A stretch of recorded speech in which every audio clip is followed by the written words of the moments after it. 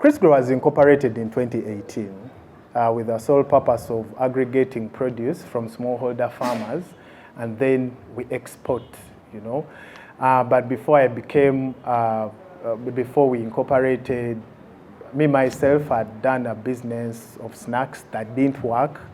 So I really learned a lot from that business. And one of the things that I really saw and pushed me to like close it down was I couldn't scale it. One time I sat down and I was like, how can I make $1 million US as revenue from this business? And I noticed it was too hard. It was a snacks business. So many things happened. That business was closed. So amidst my being jobless, that's when I received a phone call from my uncle, actually, who raised me. And then he had issues selling he had grown hot peppers. So he had issues selling them and getting market. So I helped him to identify market. And how I found out was, of course, I contacted people and I noticed that it was basically for export. So I went to these exporting companies and I got the market. When I reached his farm, his garden was, even this section alone is too big. He almost had nothing. So, and he kept telling me how he has peppers. And for me, when I went to these exporting companies, I was like, you people, I'm going to supply you and supply you. So when I go to the village, the man almost had nothing. So I was like, okay, because you know, when you're starting out, you have all this vigor and energy. So what I did, I now started to source from even other farmers, neighboring farmers. So now when I supplied the hot pepper, I noticed that these people were doing other things, avocado, matoke, potatoes. I was like, okay, can I also supply these? So I became a supplier of exporting companies. But of course they had challenges. They would not pay on time. So if they don't pay me, I end up not paying the farmers. So I was becoming a crook, you know, and for me, someone to see holes in me, it's a big thing. I want to be credible. So I was like, I think we need to do something. So that's how we started Crisgrow. Now to close that gap, that we are now sure that when we get produce from these farmers, we are able to export them ourselves and reduce the risk. So now that's how Crisgrow came about.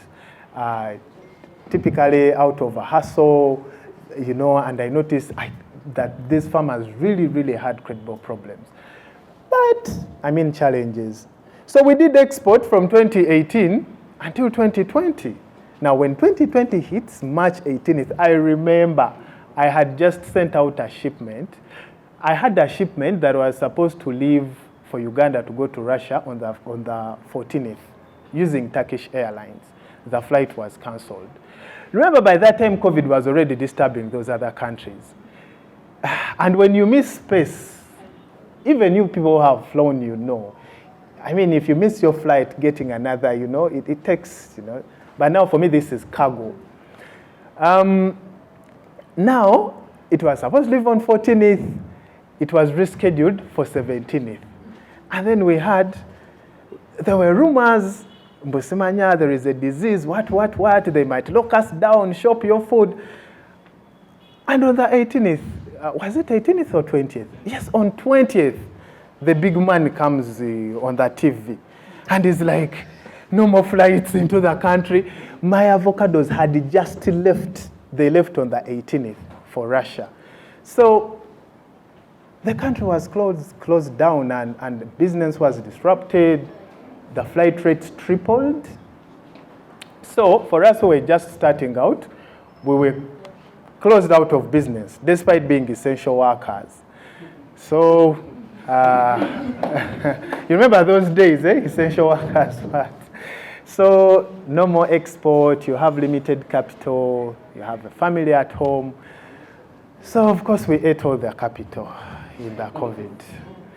But for me now during COVID, but as we did business, 2018, 2019, 2020, life was normal. Like, we would just hustle. We would not even go for loans because we were only a startup. We even feared loans. COVID hits. Now, when COVID hits, but by the time it hit, our biggest export were avocados. I had partnered with some Kenyans, and we would export close to 20 tons a week. Then the 5 is just there, wasted. And it used to bother me. But I couldn't do much. I was enjoying my dollars. You know, I was paid in dollars, sometimes in euros. So life was going on well. COVID hits, no more business. I've even eaten all the capital, you know. Amidst the lockdown, I'm coming to how we started to fundraise, okay? Now, amidst the lockdown, this is what I used to do. I was renting a double room with my sweet wife. Hey, by the way, you guys, I came with my wife. Where is she? Hey, yes. So, living in our double room with our 2 children, I would sleep during the day and stay almost the entire night awake. So, doing what? Researching because I was idle and I could not watch movies. That's not my life, so I was researching. So, on 15th May 2020, I remember, Vian, I can never forget that. 3 a.m. in the morning, I was instructed to hold a pen. I wrote down everything that I was being told, how I was going to start processing avocados, and I was to use the entire avocado. And these products, I was to name them Lavado. This is the Lavado I'm putting on. So this is a COVID baby. So, but remember, I have nothing's really going on. The following morning, I was very excited. Of course, I told her what had happened to me because it was like a hallucination. It's like I was dreaming, but it was actually happening, you know. So when I told her, she was like, okay. You know women, so it was not a big deal. So for me, I immediately started to look for avocados. I went into the neighborhood. I got some avocados and I started. I went to my neighbor, I borrowed a mortar and pestle. So I borrowed. She remembers the story, that's why she's even smiling. So, and somehow I started, God had given me all these ideas and everything. So 2021, when the COVID starts to calm down, we now come into 2022, we had now pivoted to become a zero-waste circular avocado value chain. Now, that's when the entire world starts to see us from that pivoting. We started to see, people started to see us. I remember the first program that we enrolled for was the O-Farms. We applied. I mean, we were selected. We came into the competition. We secured 10,000, investment. A few months later, World Food Ignite calls for applications. We apply. We win $50,000 US. Sometime later, Stanbic Bank, USADF, put up an application. We compete, we match the best, $30,000 US. Here, we come back here, Hive Accelerator, I think which has ended today. We come back here. I mean, we tell our story the same way I've told. We secure 15,000. Now, the reason why I said all that, the first 3 years of our business, we didn't qualify for any competition because we were simply doing trade, I think. But now, when we pivoted and we started to speak the language, perhaps the people with money understand, then we started to get recognized. Now, don't even know if I remember your question, but I just wanted to give you now that background so that people know where we came from. So I think now you can start to. Thank you very much. I like that you've taken me down memory lane and told me what you had to go through and how you came to this. and also realizing that pivoting was one of the things that you needed to do to perhaps get people to see what you're trying to do within the ecosystem. But also that raises a very important question. We had a number of entrepreneurs trying to fit their businesses to the funds that were running around within the ecosystem. And then that brought up a very contentious topic of grantpreneurship. Yeah. So I just want you to comment briefly on the issue of grantpreneurship and how that helps businesses to not deviate from their mission and vision without just fitting themselves into the investors' expectations. How would you advise businesses, and what do you have to comment when it comes to that statement, grantpreneurship? Grantpreneurship. Yeah. This one has gone off. I don't know why. I have mine. Grantpreneurship. Thank you so much. Amazingly, for us to actually pivot, we didn't actually even know much about funding. We didn't know those things even exist. You know, for me, it was just a hustle. And then all of a sudden, people are looking for you like, hey, I am this on demand. Hey, what am I really doing? Hey, everyone is interested. So the challenge with grantpreneurship is you cannot be sustainable. And people will see it. Let me tell you something. When I left school, when I had just left school, by the way, I graduated with a diploma in civil and building engineering. I only practiced it for 2 years and I quit. But one of the reasons I quit was one time while at work, I felt that what I was doing was not satisfying me. I started to complain, sometimes to even dodge work. As I was doing that, again, you know, I relate so much with the Holy Spirit, you know, that the subconscious mind and all that. I was told that, you know what, Godfrey, you were created to live a life of influence and live a legacy of positive living. Basically, that is my life vision statement. You can call it my purpose. Now, when I got to know that Vienna, I noticed that I needed to start living my life a certain way. Now, I started to ask myself, how do I live a life of influence? One obvious way was to be like into business because it would expose me. So for me, literally, you cannot tell me that God created me to start Crisgrow. Because it's not the only thing I'm going to do. I plan to exit Crisgrow in the next 15 or 20 years. So will I cease to exist? So now, because I know why I am here on earth, I know my assignment. When I'm doing things, okay, I do them to fulfill my assignment. That is the reason why when I stand to speak before people, they will easily buy into what I'm saying because I am literally on my assignment. Starting Crisgrow was only a vehicle to help me live a life of influence. For example, I have employees, I have farmers, okay? Look at me right now, I'm speaking to you because of Crisgrow. So, grant entrepreneurs have not identified their call. They are just after money, and it is just a matter of time you will be noticed, and it's not sustainable. I will give you another illustration. I have a carrot. I want to make soup. And for me to make soup, I want to peel that carrot. Now, what I do, I go and get an axe. I sharpen it to bring it to peel a carrot. Do you think that axe is going to be able to peel that carrot? No way, despite being a sharp object. So, I'm getting a good equipment and misusing it.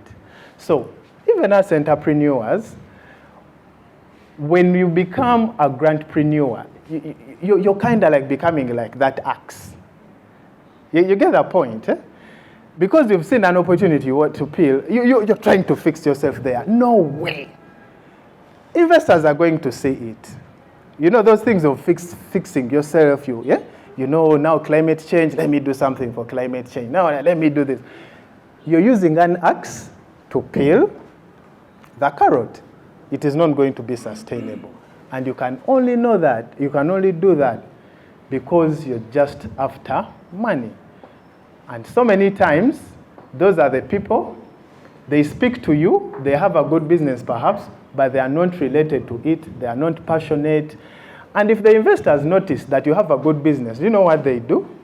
They will invest in your business, but work so hard to kick you out. Because you're going to become a problem to that business, because you're not passionate about it. And now you will start hearing things like, I brought in investors and they kicked me out. And I was sidelined and things like that. It's because, yes, you had a good business, but you were an axe trying to peel a carrot. Right. Very many. I don't think this thing is working. Yeah. Yes. You have used a number of metaphors to drive the point home. And I want you to briefly speak to some of the challenges that you've experienced when raising funds. And I say this because a lot of entrepreneurs have raised issues regarding the environment itself, the ecosystem, and the kinds of funds that are available here. But also, a greater issue of gender. When it comes to gender, a lot of entrepreneurs have said something regarding being sidelined, especially male founders, and because they see a lot of funds are focusing mostly on women. Can you speak to experience, and particularly your experience as a male founder working within this ecosystem and trying to raise money? You can speak about other challenges, but I would also want you to highlight your experience as a male founder. Thank you so much, Viana. Truth is, even me at one time I complained.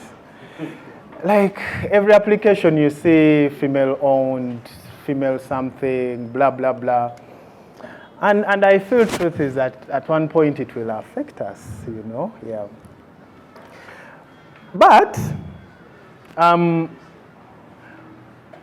for me, being a male founder to be honest with you, it didn't affect me so much because there are always two categories. They are always pushing.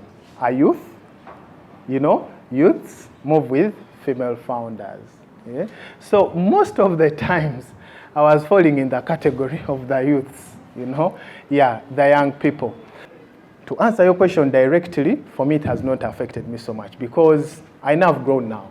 But before, I was a youth. So you are either youth or female-led.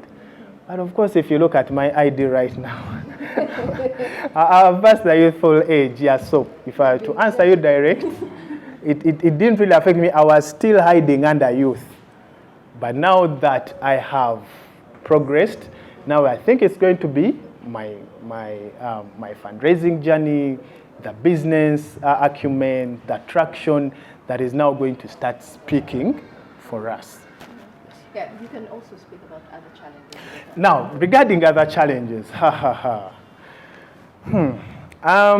starting with even the banks themselves, even before you go to VCs and grants and all that. I think banks are not meant to support like innovative entrepreneurs. I think they are for traders. I have this phone. I bought it 200,000. After 1 week, I'm going to buy it 300,000. Sell it 300. I have my margin in 1 week, so I can give you your money back. But man, I sat in my room through research. I started to make a beverage out of a seed of an avocado. Like most of the people had never thought or cannot even think that you can eat a seed of an avocado. So which really, really means I need ample time, for my business to pick up and do all these other things. But even during that ample time, I need finances. You get the point? Because I don't have land for my relatives that I'm going to sell sometimes. So then how am I going to make sure that I keep moving until when I have enough traction and cash flows for the banks to support me? When? So that's why startups die. They run out of cash, no one to support. Let's come to the grants. Now, they are going to put up a call and 500 people apply. Out of 500 people, they are going to shortlist 50. Out of 50, 20 join the cohort. Out of the 20, they want one. So what is your probability of winning that grant? You get my point. You know, now I'm talking about the ecosystem. But thank God, we've seen some programs now, especially the big ones, they find like 5 people, 4 people. But I mean, every business that comes into these programs and they are shortlisted, they need the funding. But how many people have the ability to convince, say, other entrepreneurs or the judges, and they win the money? So it's more of like luck. Somehow it's more of luck. You're not guaranteed that when you pitch, you're going to win. So it's all a headache. Now, going to the VCs. Because the easiest money is the loans, I think. Because for them, if you have some little cash flows, you have collateral, revenues, they will give you, you know. And then, but you can't qualify. You're very innovative, you come to the grants. I mean, there are 500 applications, they want one. What are the chances? The VCs, their terms are a bit complex. Certain revenue levels, terms and conditions, even the knowledge gap, you know, negotiating the term sheets and all that. For you to hire a lawyer, you need to first pay them before they do the service. But even when these guys come into your business, they want 10 times, you know. So literally, you notice that somehow everything is working against you in a certain way. So you notice that it's only those who are resilient. It's actually those who have some special kind of favor upon them that are able to break through and make it to the top. I don't know if I'm wrong about that, but it is my thought. Okay, speaking of challenges, I want to dive into the topic of mental health, because one of the things that founders definitely grapple with is balancing work and life. Balancing. And I want us to be able, because there's a lot of cushion when you are employed. There's a lot of cushion when you have a lot of funding that you can rely on. And for someone who is going through this journey as a startup, first of all, you do not have collateral. Secondly, you do not have the cash flows. You don't have the cash flows. You're trying to prove revenue. You're working from scratch. You are working at a disadvantage. You also don't have money to pay your employees. Yeah? So we want to know, what is it that you've done to be able to navigate this life as a founder, given those challenges? How have you been able to deal with this? Yeah, even the mere fact of you talking about mental health is just give me baffled. Okay, so what I'm going to say is not meant to scare anyone, but it is the truth. If any of your founders, you know what you guys will go through. Everything just seems to be working against you somehow. No matter how prayerful you are, no matter how spiritual you are, somehow, you know. So, I remember it was June 2022. I'm good at keeping something. I've noticed. Yeah, because there are certain things that happen to you and you're like, I will take long to forget this. That period was so hard. I wished Jesus came back. I didn't wish to die because I didn't want to leave you guys to enjoy life. But I was like, I wish Jesus would come back and everything stops here. And all this suffering, all this toil just stops here and we go to the life that has been promised to us. And by the time you reach that level, it's too much. You know, it's really, really too much. But guess what? Even when you go to people and you talk to them, thank God I have some mentors in my life. People you can go and talk to, they will give you an assurance. It's a season. Keep moving. keep moving. And it is the same thing I want to tell an entrepreneur, founder that is here. It is always a season. There is nothing new under the sun. I'm not the first person to do a business. I'm not the last person to do a business. People always go through this. So, issues of mental health, thank God for me, I'm a Christian. I will get down on my knees and call on my God, you know. But sometimes still you feel like God is too far. But then the Holy Spirit just comforts you to, it's a season. You will go through it. And I've learned that every year there is a specific time for something. There are times when you're going to be broke, like truly broke. You get the point? That time is going to come. There are times when it's going to be a boom. Everything you're doing is just working. It's working.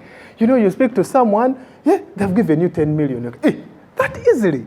You know, everything is working for you. Everything is working for you. So they are seasons. So speaking mental health, it's seasons. The moment you sign up to be an entrepreneur, be ready for those mood swings. No. A time is going to come, the team goes to the field, they come back almost with the entire stock. And they can do that for the whole week. And other seasons, they go, they stay in the field, and you send them more stock. So it's a season, it will always come and go. So the earlier you learn to deal with it, the better. Now, me being a Christian, I will tell you that for me, my solution is Jesus. I will switch on my gospel songs, I move around, listen, and before you know, you're back to normal. Before you know, the good things have started to come. And you're actually forgetting the pain you were in the day before.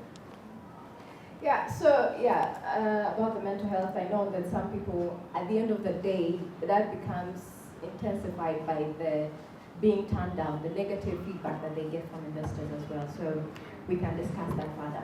But to look at the other side of things, what do you think are some of those things that you have put in place that investors are always looking for that will help most of the people that are trying to raise funds today to put their best foot forward or to increase their chances of getting that money? I know the fundraising journey is shrouded in a lot of mystery sometimes, especially when it comes to our emerging markets or ecosystems like Uganda. But I do know that there are certain things that you have done that have increased your chances of getting closer to the investment or attracting investors. Could you briefly tell us some of those things that have been very key on this journey? First thing, start with the end in mind. Always start with the end in mind. In whatever you're doing, know how that game is supposed to end. Because if you know how that game is supposed to end, then you're going to arrange your pieces, okay, easily. So when these investors come along the way, you've already prepared for them, okay, because you know how all this is going to end. For example, for me, when I was starting Crisgrow, I wanted it to, at one point, be listed. To go public. Yeah, so I knew for you to go public, you can never do it on your own. You cannot own 100% of a company and you list it. So because I have the end in mind, I now started like, so what do I need to do? So develop products, get certification, get to product market fit so fast. Now start looking at, even equity investments. Start to try out a bit. If it's not so risky, bring them in and see how it really works. That's why for me, when I came for this last Hive Accelerator, we had two options, to either select debt or equity. I chose equity. Do you know why? I want to start practicing how actually these investors act. How do they come into your company and how do they exit? And there was no better way to do it than to start with a hub like Hive, because I know they wish me well. They're not coming to take over my company. She sent me term sheets. So I am now well versed with some of these investor languages. You know, I know put options, I know call options. I've done them practically. But, Crisgrow, I want you to do the serious business, like in 10 years. But I'm starting now. You know, I know how to call. I know Smaivichi Ebida. Smai what? I now know I'm starting to get used to the language of these investors early enough. You get my point? Because debt is easy. I have loans with the banks, with individuals. I've done that, but I've not done equity. And the earlier I start to get to understand the investor language, the better. That's why when I stand before investors, I speak their language. I speak what they understand. They're like, this is our guy. We want to talk more. You get my point? I started with the end in mind. I know where I want to take Crisgrow. So I'm now just rearranging the puzzles. Then 2, having the end in mind, you do research. You know, when I'm going to speak to this investor, what are their interests?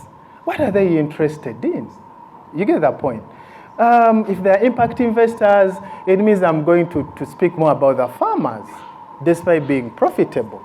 I will tell them the strategies we have with the farmers, because that is what they want to hear. You study your audience, the people you're going to speak to, but then above all, I'm not talking about the obvious, because your business should be in order. Because I think here, people have been through accelerators. Am I right or wrong? Yeah, so people know your business should be registered. It must have a bank account. Those ones are obvious. I'm not talking about that level now, okay? I'm talking about past even accelerator programs. You've been in accelerators, but you're not securing funds. Why? Okay? Yeah, so that's why I'm not talking about those other things. And begin with the end in mind, understand the investor language, be open, be open-minded, you know? When you're speaking to an investor, even if they are not interested in equity in your company, and they want to give you debt purely, but they notice you can never give away the slightest share, even 1 share in your company, they will not give you money. If those investors are serious. Because they know you will never grow. One head like this, to tell me you're going to drive Crisgrow to being listed, IPO, no way.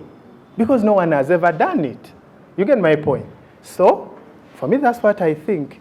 If you have the end in mind, if you know where you want to take your company, if you started it to give you some livelihood, to give you some paycheck at the end of the month, it's okay. But for some of us, I'm already talking about exit. And it's you guys going to help me do that. So if I know that, I then start to work backwards. Speak the language investors understand. Speak what they want to hear. You know, literally, you learn how the game is played. Yeah, the business game and the fundraising game. Yes, I like that you have given us the background from the founder's perspective. I want us to briefly look at the investors themselves, the investors that are currently available in the ecosystem. Do you think they have prepared for themselves for the types of businesses that are already there? Because there is a tendency for people to look at tech businesses and talk tech the entire time.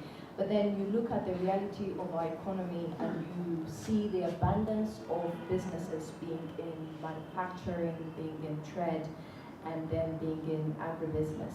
So what would you say about the focus of investors right now when it comes to the ecosystem? You see, those investors are entrepreneurs. They are like us. Even as we do picky ponky. You try this, we literally work out. You see, now like even me, I started with supplying, challenges, exporting, now into value addition. So you see, even the investors are like that. Now, the big thing is tech.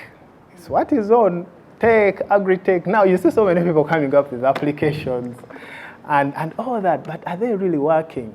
So for me, what I tell myself is, guess what? Let them go. If they are nashing, it is their money. okay? But I know with time, they will notice that even if people are in tech, they will need to eat. Food wastage in Africa will still remain a challenge, a major, major challenge. And for me, I will increase that gear. I'm like, let me be more innovative in making sure that no single avocado goes to waste. And along the way, you get the right investors. Of course, it is true. People are so focused now on agri-tech, tech, fintech, what tech, bichi tech. But for me, I know food is food. No matter what you do, food will remain food. Just to pause you a bit. Yeah. I'm interested in getting reactions from the audience when it comes to this topic, because I know it's very contentious. Yeah. A lot of people have varying discussions when it comes. It's a polarizing topic, and I would like to hear after he has spoken. I want to hear some of the reactions or questions regarding that idea. Yeah. So, just as I was saying, let them invest. It is their money. But what I know is everything is try and error. They can invest in something and it becomes a Facebook. I mean, life has changed because of social media. So, but for me, as Crisgrow, we are focused on food and well-being, of customers, because we know no matter what happens, women will want to look good. No matter what happens, people will want to eat healthy. And it is the emerging trend. So it's true, investors are so much focused into the agri-tech, and it is affecting other sectors, and not agri-tech, tech. I'm saying agri-tech because I'm in agriculture. That's what keeps, but it affects the other sectors, of course. But I mean, what should we do? It's what is trending. So we just need to keep doing what we are doing, and the right investors will come along. And by the way, it's not that everyone is in agri-tech, in tech. So you just need to keep doing what you're doing, and the right investor will find you along the way. Yeah, for me, it's my thought. Yeah, to also talk about something briefly. Is the topic of angel investors, and I know that in every discussion we are talking about fundraising, the issue comes up about angel investors, and for particularly Uganda and our ecosystem. What would you comment on individuals of high income net worth within Uganda or East Africa being able to contribute actively to angel investment? I think it would be a great deal, because these angel investors most of the times are fellow entrepreneurs, by the way. The Kiberus, they start now, they've made it, Crisgrow is somewhere up there. Crisgrow pays this guy dividends of 1 billion, 5 billion. They're like, why don't I reserve a fund and go back, and hold those people who are, Let me interrupt you a bit. Yeah. Do you think they really understand VC and equity investment at that level to be able to contribute greatly to the entrepreneurs that are coming up right now? I think no. Yeah, I think no, because one, if you look at the prominent people who have money right now who would qualify to be angel investors, of course there are those who have taken the trouble to do further education to really understand what angel investing is all about. But for others, they would still come to want to help you, but in form of give you a loan.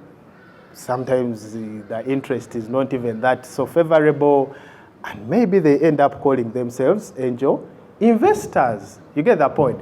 Maybe their conditions may not be so tricky like for a bank, but for me, I think I've spoken to a few of them, but their internalization of what really this is about, according to my experience, is not yet up to the notch.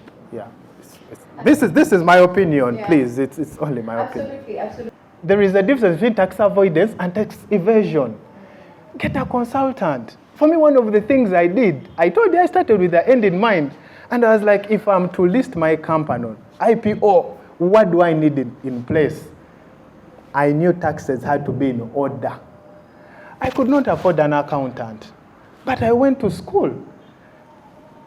And amongst the people I went to school with are CPAs.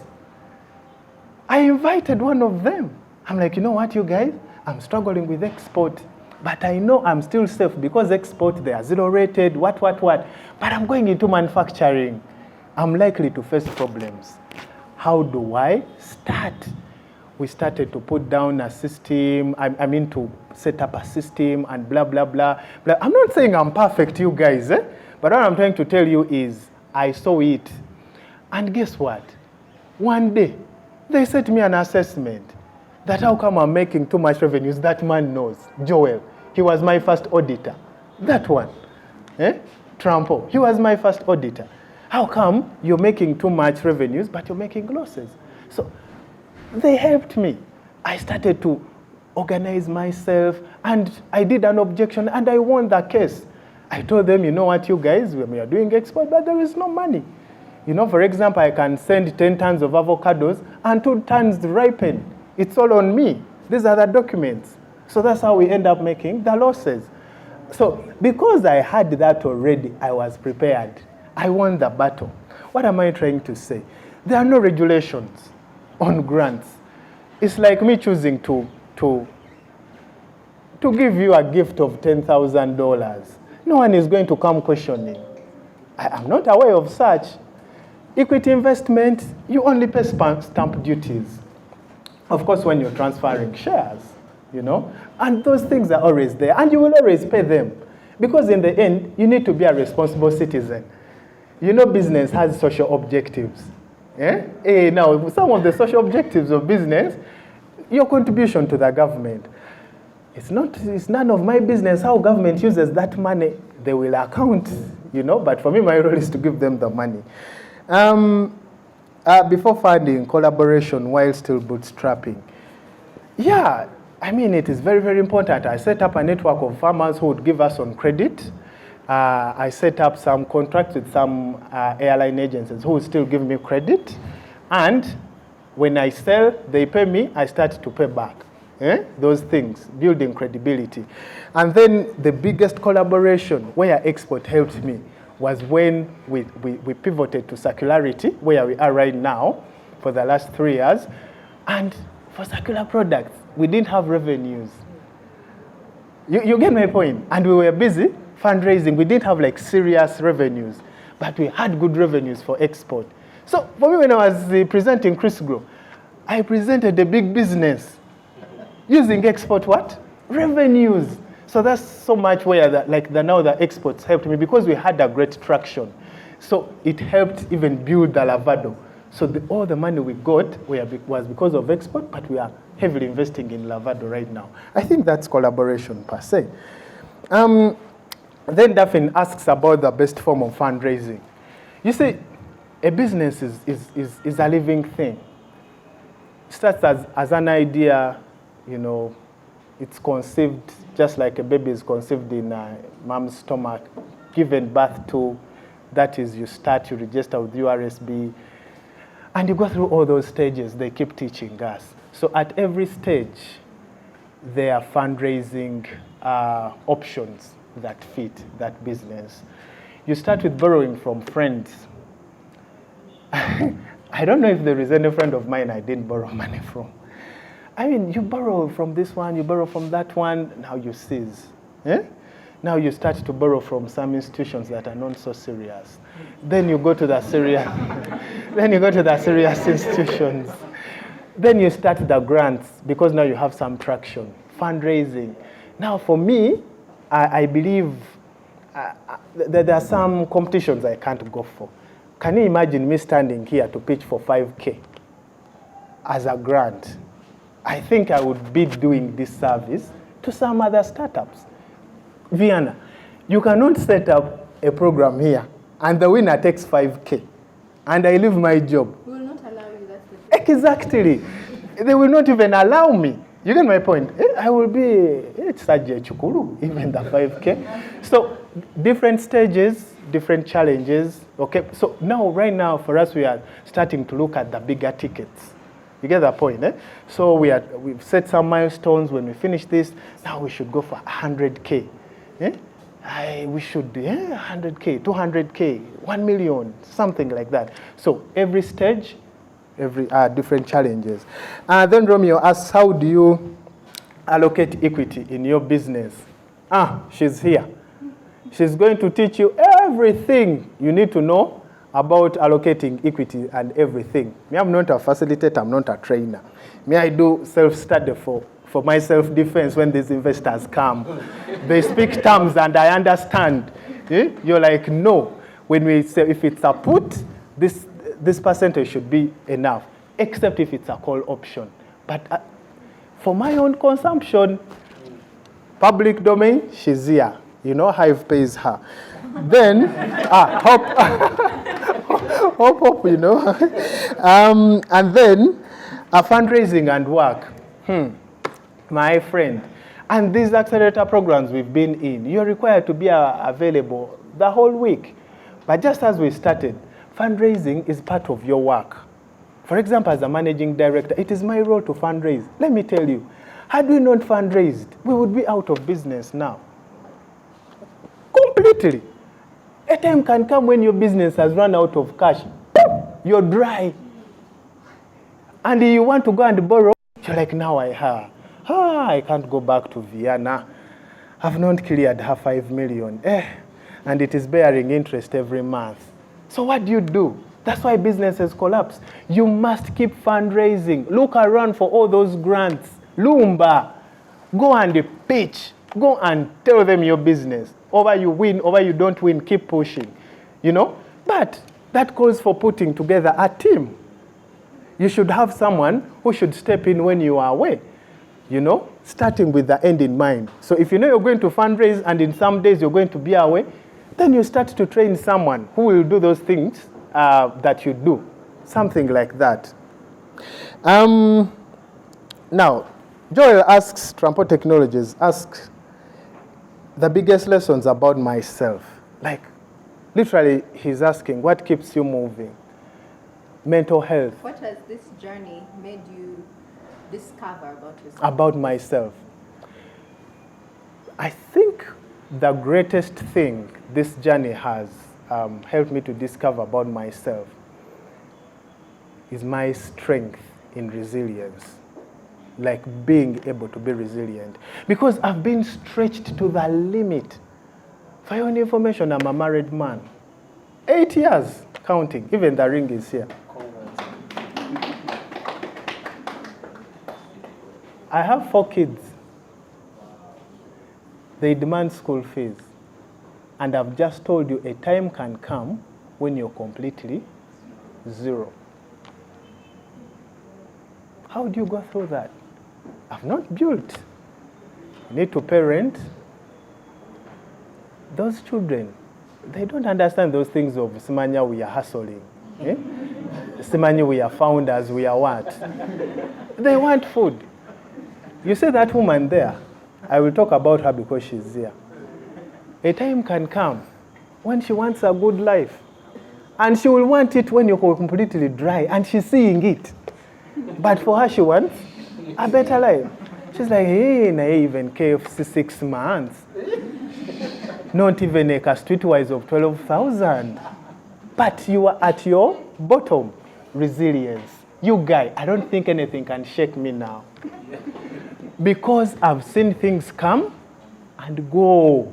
I've not seen it all, of course. I mean, the company is only 6 years, and for me, it's only 8 years into entrepreneurship and all that. Of course, I had a business before, but I don't think there is something that can come, and I'm like, oh, the world is ending now. I'm like, it's a season, it's going to pass, calm down.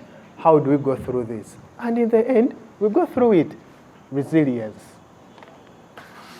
So, which KPIs do I use to see the success of Lavado over time? Because now for us, we are for profit. it's our customer base, you know. Through the struggle, you're like, rich people believe in you, and they give you money. You're like, hey, I'm doing something good. It seems what I'm doing makes sense. One of the programs here, actually, the way Hive awards money is called peer-to-peer. Peer ranking. Yeah, the Majority pioneers. of you guys have just gone through. Hey, peer ranking. Now, for those of you who don't know peer ranking, and businesses come. Okay, I will just be straight. They come into a competition. Everyone wants money. Not wants, needs that money. For example, in our cohort, we were 20. I will not talk about O-Farms. Let me talk about the Hive Accelerator. 20 businesses. I can see Super Chilo here. She's around. She's in this room. In her spec, she's like, don't remind me. I can see Bio Bloom. He's here. I can see Trampo. He has stepped out. I can see Vertical Farms. Now, these guys, you come into a program for 3 months, all of you to compete for a certain amount of money. But in the end, it is those very entrepreneurs that are going to select the winners. There is a system. They call it the Z-score. She's here. You log into your computer. Of course, they train us. They tell us so many things. It is good, by the way. Now, these fellow businesses are able to say that, you know what, and by the way, they do it independently. You just sit here with your computer. You say, now, when it comes to scaling, how do you see Crisgrow? Does it have the potential to scale, or it is just there? They give you marks. Team, how do you see their team? Exit, what do you think about exit with them? Market, Simanya what? You know, there are 8 viral categories. And, you know, in the end, fellow entrepreneurs do their thing, and you come out number 1. Now, if other people have believed in what you're doing, then who are you not to believe in it and give it your whole? So for me, that's another indicator that the mere fact that other people are believing in what we are doing, we need to keep pushing. Thank you. Oh, wow. That was great content. Thank you so much for the content of wisdom that you've given us. I believe there is so much that he has said that I cannot repeat because I may not be able to deliver it the way he has. And I thank each one of you that has asked questions. I know you can never ask enough questions. There are still things that we haven't been clear on that we will later discuss, that we can later chat about when we have our refreshment here. So please don't leave without the refreshment. Thank you so much, Crisgrow. We are very proud to have you as our alumni for the Hive community, and we are also proud that some of you are still sticking by to also continue on the journey of fundraising. Thank you very much for engaging with us, and please, like I said in the beginning, please continue to engage with us on this platform as Founders Cafe. We very much look forward to having you join in the discussions regarding entrepreneurs. And this is a platform that has been set up for you, and we would like to have you join us every last Friday of the month. Is it, Dorothy? Is it every last Friday of the month, or that date is determined differently based on the month? It's every last Friday. Yes, so please engage with us on our socials and also the WhatsApp group. It's called the Hive. So if you're not on that platform, please reach out to Carol or Dorothy and we will add you to the group. So we want you to really take on the Founders Cafe and be the ones to suggest the kinds of speakers that you want, be the ones to moderate the sessions, because we want you to be very involved in this process. We don't want to dictate what it should look like. We want you to drive it because this is your space. Otherwise, that is it. Parting shots? Yes, can I give some parting shots? Yeah, I have one. As we conclude, this is what I want to tell you guys. When you go for pitching competition and someone says no to your enterprise, it doesn't mean